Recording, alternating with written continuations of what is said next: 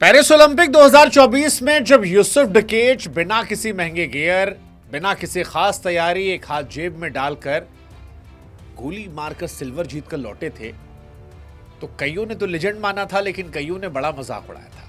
कहा कि भाई साहब तुक्का था अंकल जी का, अंकल जी लकी थे, मीम बना दिए। लेकिन वही अंकल इस बार जब दूसरी बार आए तो सारी हंसी खामोश हो गई, सारे आलोचक फैन बन गए और आज दुनिया सिर झुकाए खड़ी है और कह रही है यूसुफ डकेच यार तुम लेजेंड नहीं हो, तुम लेजेंड के बाप हो। हाँ, लेजेंड के बाप हैं क्योंकि 2024 की तस्वीरें भी हम भूल नहीं पाए थे। 2024 में 10 मीटर एयर पिस्टल फाइनल आज भी आंखों के सामने है।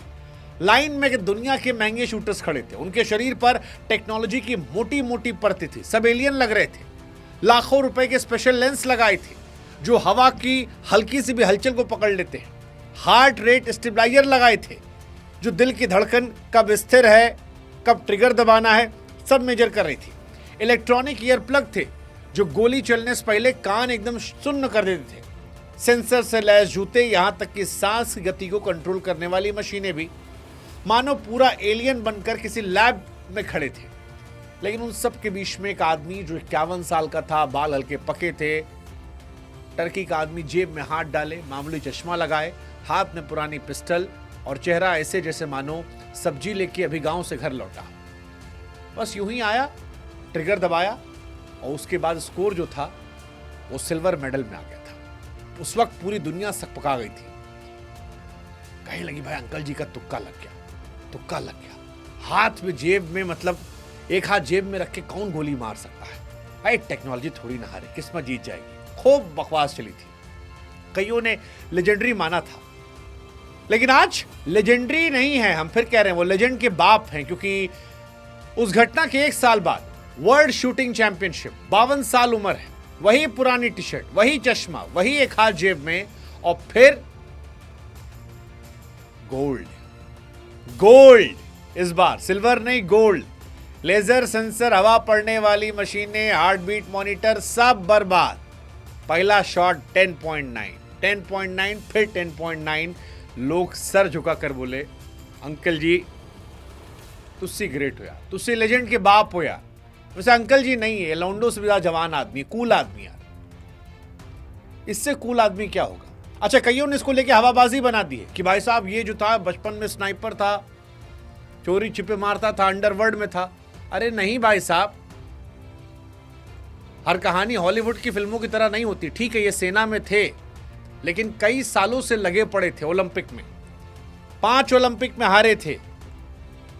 तो लोग जो कहानी बनाए कि कहीं जाकर ये रेत में छिप के गोली मारते थे और उसके बाद वहां निकल के आए और फिर तोपची बन गए, नहीं, ये सब नहीं है। ये सब बॉलीवुड का तड़का मसाला है। हमारे यहां बनेगी तो अक्षय कुमार इस तरह बना देंगे, इनके यहां ये नहीं है। यूसुफ मेहनत करके आ गया है और इसीलिए इस बार कोई मीम नहीं, इस बार दुनिया अपॉलॉजी कह रही साहब लेजेंड के बाप आप हैं। यूसुफ डकेच की कहानी अगर आपको बताएं तो ये रातों रात का चमत्कार नहीं है। 1973 में टर्की में पैदा हुए, एक साधारण परिवार में, सेना में देश की सेवा की। 2001 में पहली बार पिस्टल उठाई थी और वहीं से धीरे धीरे उठे। 2006 में मिलिट्री वर्ल्ड चैंपियनशिप में रिकॉर्ड बनाया। 2014 में 2 गोल्ड, 1 सिल्वर जीता, 1 ब्रॉन्ज जीता, लेकिन ओलंपिक में साहब नहीं जीते। 2008, 2012, 2016, 20 हर बार यह हारे। लोगों ने कहा रिटायर हो जाओ यार, लेकिन जनाब के दिमाग में कुछ और था, जानते समय नहीं आया। फिर आया तो ऐसा आया कि कमाल हो गया यार। मतलब वो जो 2001 से मेहनत चल रही थी, प्रैक्टिस चल रही थी, उसका असर रहा।